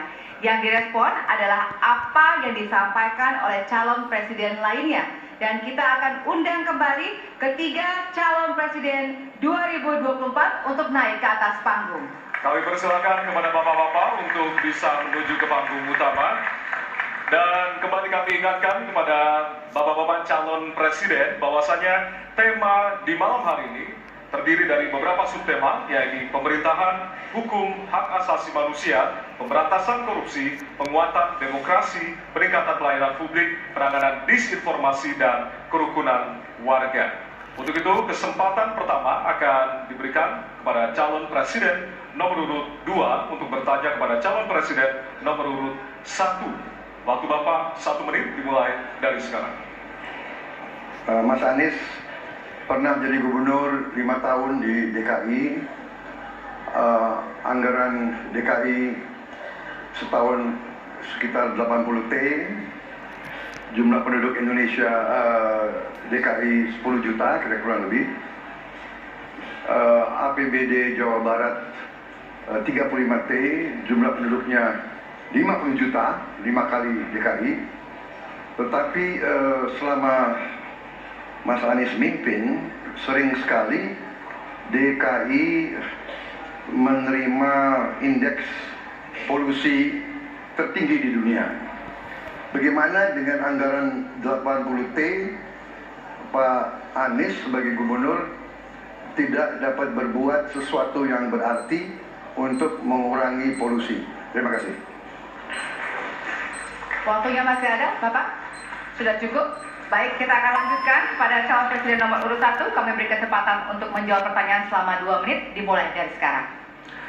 Pak Prabowo, terima kasih atas pertanyaan yang bagus, tetapi kurang akurat. Saya akan jelaskan, Pak. Ketika satu daerah mengatakan di tempat kami tidak ada COVID, di tempat kami COVID banyak, lalu yang tidak ada COVID kami tanya, kenapa tidak ada COVID? Nah, kami nggak punya alat testing, Pak. Karena tidak punya alat testing, maka tidak ada COVID. Yang punya alat testing, maka ada COVID. Okay? Boleh saya selesaikan dulu? Ya. Jadi, apa yang terjadi? Di Jakarta kami memasang alat pemantau polusi udara. Bila masalah polusi udara itu bersumber dari dalam kota Jakarta, maka hari ini, besok, minggu depan konsisten selalu akan kotor. Tapi apa yang terjadi? Ada hari di mana kita bersih, ada hari di mana kita kotor. Ada masa minggu pagi, Jagakarsa sangat kotor. Apa yang terjadi? Polusi udara tak punya KTP. Angin tak ada KTP-nya. Angin itu bergerak dari sana sini. Ketika polutan yang muncul dari pembangkit listrik tenaga uap mengalir ke Jakarta, maka Jakarta punya indikator, karena itu Jakarta mengatakan ada polusi udara. Ketika anginnya bergerak ke arah Lampung, ke arah Sumatera, ke arah Laut Jawa, di sana tidak ada alat monitor, maka tidak muncul. Dan Jakarta pada saat itu bersih. Kalau problemnya dari dalam kota saja, maka konsisten tiap waktu. Ya, kita punya masalah polusi. Karena itu kita kerjakan dengan apa? Kita lakukan, Pak. Satu, dengan pengendalian emisi dari kendaraan bermotor dan pengujian emisi sekarang wajib. Yang kedua, elektrifikasi kendaraan umum. Yang ketiga, konversi kendaraan umum. Dan dulu yang naik kendaraan umum hanya 350.000 per hari, sekarang 1 juta per hari. Jadi itu kita kerjakan untuk menangani soal polusi di Jakarta. Masih ada waktu, Bapak? Cukup? Ya. Kami persilakan kepada calon presiden nomor urut 2 untuk kemudian menanggapi jawaban dari calon presiden nomor urut 1. Waktu Bapak 1 menit dimulai dari sekarang. Ya, susah kalau kita menyalahkan angin dari mana saja, ya. Jadi saya bertanya dengan anggaran segitu besar, jumlah langkah-langkah yang bisa dilakukan untuk dengan real dalam 5 tahun mengurangi polusi, juga di mana rakyat Jakarta begitu banyak yang mengalami sakit pernafasan. Jadi saya kira kalau kita dengan gampang menyalahkan angin, hujan dan sebagainya, ya mungkin tidak perlu ada pemerintahan kalau begitu. Ya. Terima kasih. Akan menambahkan? Cukup. Baik, selanjutnya kami berikan kesempatan kepada calon presiden nomor urut 1 untuk menanggapi tanggapan dari calon presiden nomor urut 2. Waktunya 1 menit dimulai dari sekarang. Ya, inilah bedanya yang berbicara pakai data, yang berbicara pakai fiksi. Ya. Dia pakai data. Jadi ketika ditunjukkan, ya memang ada sumber polutan dari dalam kota. Tapi kalau sumber polutan itu hanya dari dalam kota, maka pakai logika sederhana sekali. Jumlah motor dari hari ke hari sama, jumlah mobil dari hari ke hari sama. Maka harusnya angka polusinya sama setiap waktu, betul tidak? Tapi jumlah motor sama, jumlah mobil sama, ada kita sangat polusi, ada sisi sangat tidak polusi. Nanti kalau perlu saya kirimkan gambar satelitnya kepada Bapak supaya Bapak bisa menyaksikan. Dan inilah mengapa kita mengambil langkah itu pakai ilmu pengetahuan, pakai data, dan menggunakan saintis untuk terlibat. Kalau tidak pakai itu, maka nggak akan ada langkah yang benar. Dan ini kemudian saya teruskan, Pak, bagaimana pengendalian itu dikerjakan untuk dalam Jakarta. Jika saya terpilih presiden, maka yang luar Jakarta saya kendalikan juga, Pak. Baik. Terima kasih. Ya. Dan selanjutnya kami akan beri kesempatan bertanya yang tentunya akan diberikan kepada calon presiden nomor urut 3 untuk bertanya ke calon presiden nomor urut 2. Waktu Bapak 1 menit dimulai dari sekarang. Izinkan saya harus membaca data untuk mengingatkan. Pak Prabowo, karena nomor 2 saya pertanyaannya 2. Ada 12 kasus pelanggaran HAM berat yang sudah dikeluarkan mulai dari peristiwa 65, penembakan misterius, Talang Sari, penghilangan paksa sampai Wamena. Dan saya ingatkan tahun 2009 DPR sudah mengeluarkan 4 rekomendasi pada saat itu kepada Presiden. 1, membentuk pengadilan HAM ad hoc. Yang kedua, menemukan 13 korban penghilangan paksa. Yang keempat, memberikan kompensasi dan pemulihan. Dan yang keempat, meratifikasi konvensi anti penghilangan paksa sebagai upaya pencegahan. Pertanyaan saya ada 2. Kalau Bapak ada di situ, apakah akan membuat pengadilan HAM dan membereskan rekomendasi DPR? Pertanyaan kedua, di luar sana menunggu banyak ibu-ibu, apakah Bapak bisa membantu menemukan di mana kuburnya yang hilang agar mereka bisa berziarah? Persilakan.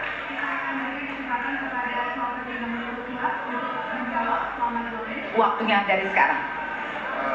Pak Ganjar tadi justru Anda sebut tahun 2009 kan? Ya. Jadi sekian tahun yang lalu kan? Betul. Dan masalah ini ditangani justru oleh wakil presiden Anda. Ya. Ya. Jadi apalagi mau ditanya kepada saya? Saya sudah menjawab berkali-kali, ada rekam digitalnya. Saya sudah jawab berkali-kali tiap 5 tahun kalau polling saya naik, ditanya lagi soal itu.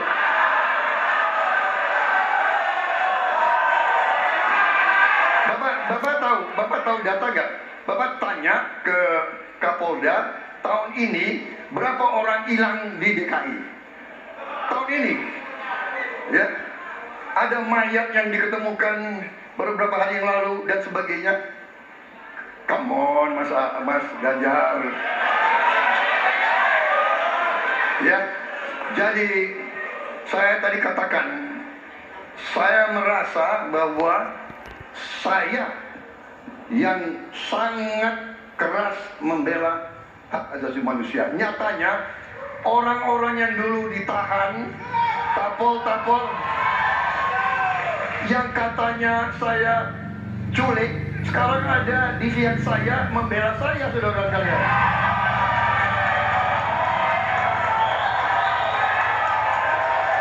Jadi masalah HAM jangan dipolitisasi, Mas Ganjar, ya. Menurut saya, ya. Saya kira begitu jawaban saya. Masih ada waktu, Bapak? Akan menambahkan? Cukup. Cukup, baik. Dan selanjutnya kami persilakan kepada calon presiden nomor urut 3 untuk menanggapi jawaban dari calon presiden nomor urut 2. Waktu Bapak 1 menit, dimulai dari sekarang. Prabowo ini punya ketegasan yang luar biasa. Luar biasa. Tapi sayang pada dua jawaban ini sama sekali tidak punya ketegasan itu. Kenapa saya sampaikan? Pertanyaan saya sebenarnya satu. Apakah kalau Bapak jadi presiden akan membuat pengadilan HAM? Pertanyaan nomor kedua, apakah Bapak bisa menemukan, menunjukkan, membantu pada keluarga agar kemudian mereka bisa berziarah? Dua ini sama-sama tidak dijawab. Maka kalau kemudian saya boleh meminta, kalau saya jadi presiden, Pak, saya akan bereskan ini, Pak. Agar kemudian dalam kontestasi pilpres berikutnya, ini tidak akan muncul lagi karena presidennya tegas menuntaskan pekerjaan itu pada eranya. Terima kasih. Waktunya masih ada, Bapak? Cukup. Cukup. Baik, kita berikan kesempatan kepada calon presiden nomor urut 2 untuk menanggapi tanggapan dari calon presiden nomor urut 3. Waktunya 1 menit dari sekarang.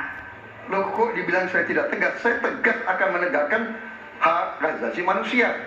Masalah yang Bapak tanyakan agak tendensius. Kenapa yang 13 orang hilang pada saat itu ditanya kepada saya? Itu tendensius, Pak Ganjar, ya. Itu tendensius. Dan wakil Bapak yang mengurus ini selama ini. Jadi kalau memang keputusannya mengadakan pengadilan HAM, ya kita adakan pengadilan HAM. Tidak ada masalah. Ya. Sudah, Pak? Masih ada waktu, Pak?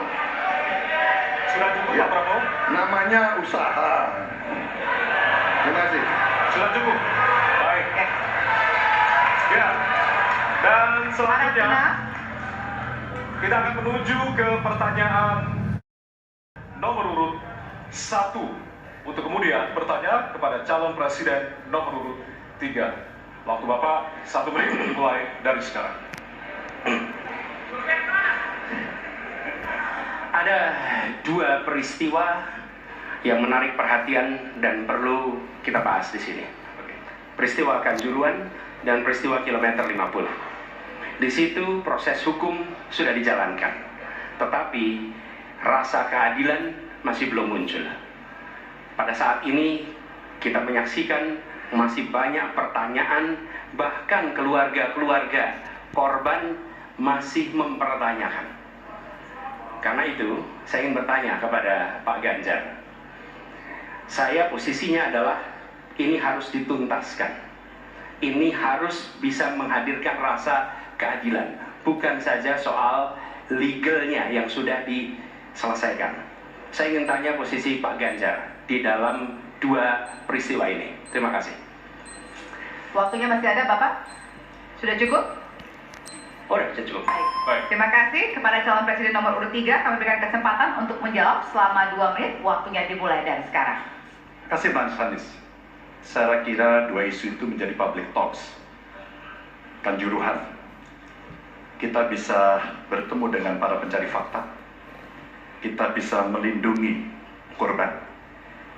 kita bisa membereskan urusan mereka dari sisi keadilan korban, termasuk di kilometer 50. Ketika kita bisa bereskan semuanya, maka kita akan naik dalam satu tahap.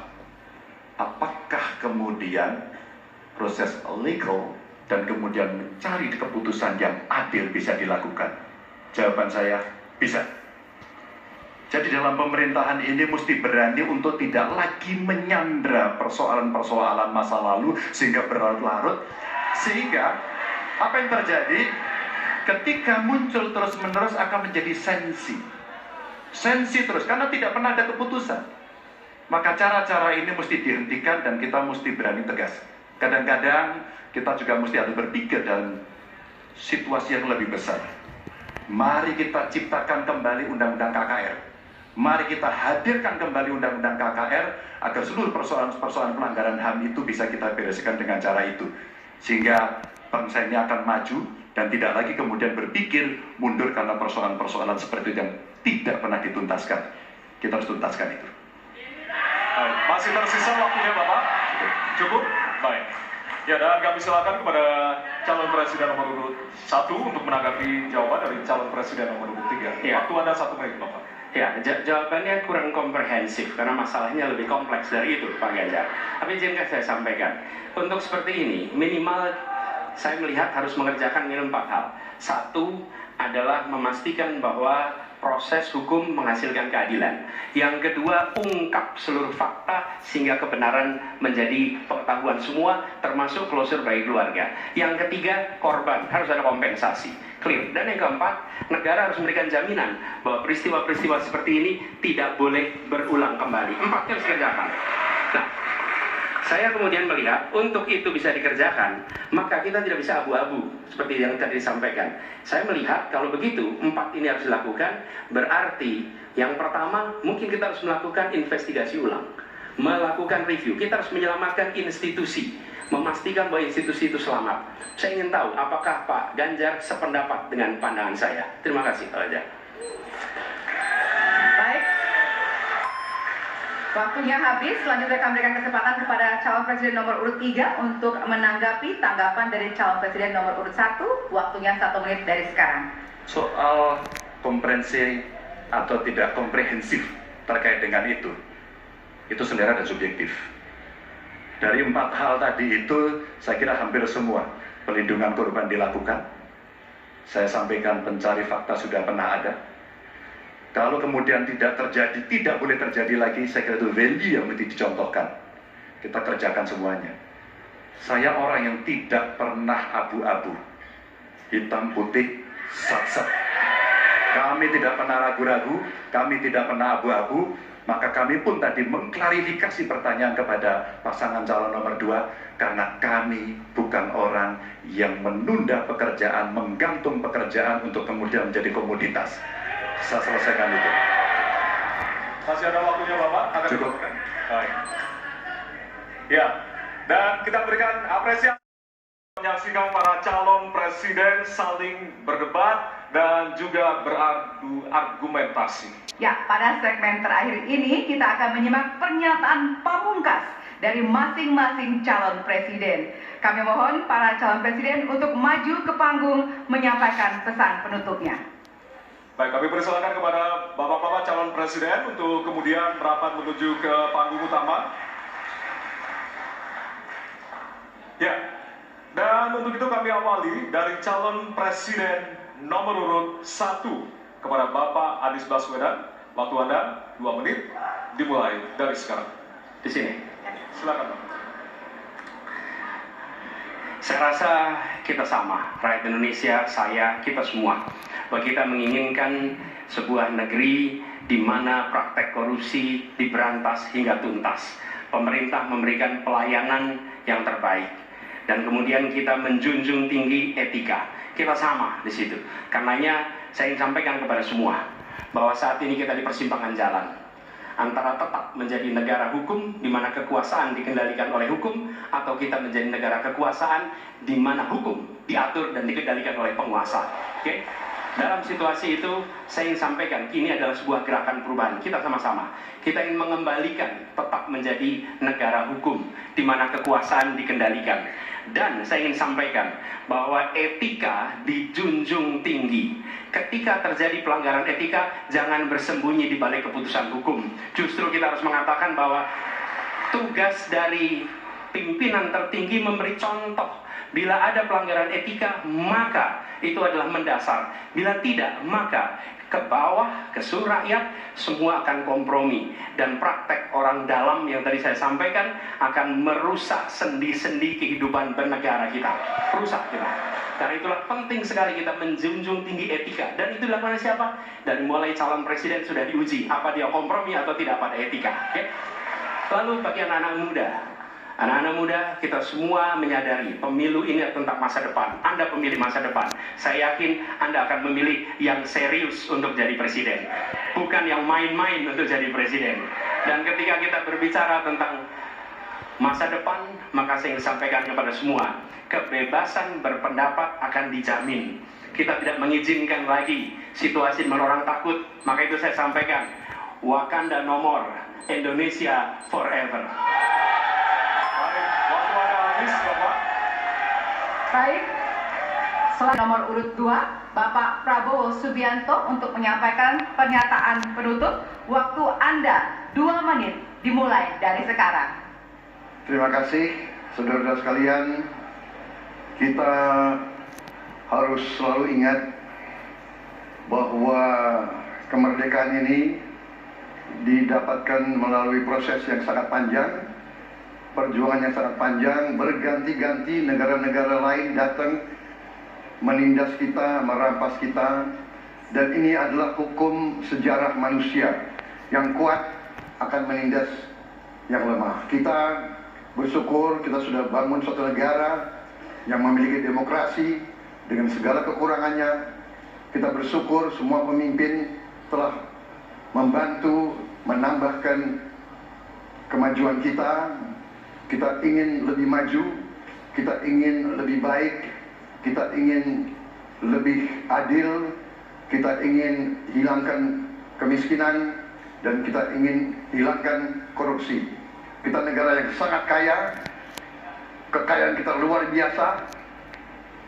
Kami, Prabowo Gibran, Koalisi Indonesia Maju, siap melanjutkan fondasi yang sudah dibangun oleh pendahulu-pendahulu kita. Kita yakin Indonesia akan melompat menjadi negara hebat, negara maju, negara makmur, negara adil. Hanya dengan demikian. Tetapi syaratnya kita harus rukun, kita harus bersatu, kita tidak boleh menghasut, memecah belah. Kita tidak boleh untuk kepentingan sesaat, untuk kepentingan jangka pendek, untuk kepentingan diri kita, kelompok kita tidak boleh mengorbankan persatuan, kesatuan, kerukunan bangsa Indonesia. Hanya dengan kerukunan, hanya dengan kearifan, hanya dengan kebersihan jiwa, tidak dengan permainan kata-kata retorika, tapi sungguh cinta tanah air, Indonesia akan maju. Habis. Negara hebat. Terima kasih. Terima kasih. Baik. Ya. Dan yang terakhir kita akan menuju ke calon presiden nomor urut 3, Bapak Ganjar Pranowo. Waktu Anda 2 menit dimulai dari sekarang. Terima kasih. Ini panggilan sejarah buat Ganjar Mahfud. Ganjar seorang anak polisi berpangkat tidak tinggi, bertugas di kecamatan. Pak Mahfud, bapaknya pegawai kecamatan. Kalau kita berada pada momentum yang sama, kami dan Pak Mahfud ini adalah orang kecil yang kalau bapaknya rapat kira-kira anggota Forkom Pincang. Kami hanya di level kecamatan. Kami telah terbiasa mencoba mendengarkan keluh kesah rakyat. Panggilan sejarah inilah yang kemudian coba kita klasifikasi dari seluruh persoalan yang muncul. Bagaimana kita memberikan afirmasi kepada kelompok rentan. Ada kelompok perempuan, penyandang disabilitas, anak-anak, termasuk manula. Mereka butuh perhatian yang lebih. Maka inilah cara kita membangun, melibatkan mereka tanpa meninggalkan mereka. No one left behind. Yang kedua, bagaimana pemerintah betul-betul bisa melayani dengan memberikan teladan dari pemimpin tertinggi. yang anti korupsi, yang menunjukkan integritas, yang menunjukkan layanan pemerintah yang mudah, murah, cepat, sat. Kalau itu bisa kita lakukan, maka betapa bahagianya rakyat ini. Pemerintah ini ada yang ketika dikritik tidak baperan, yang ketika media menulis, mereka merasa ini vitamin buat dirinya, bukan sedang merongrong, apalagi kemudian merasa terancam. Maka kalaulah kemudian demokratisasi ini bisa kita laksanakan dengan baik, sesuai dengan amanah reformasi, nggak ada lagi cerita Bu Sinta, nggak ada cerita Mas Butet, nggak ada cerita Melki, tidak ada itu. Karena dewasa kita dalam berdemokrasi, maka dalam penghormatan terhadap HAM, mari kita konsisten antara pikiran, perkataan, dan perbuatan. Dan saya berdiri bersama korban untuk keadilan. Terima kasih. Mohon maaf kalau ada kata-kata saya yang kurang. Baik, waktunya habis, pas sekali. Baik, hadirin, kita berikan tepukan yang paling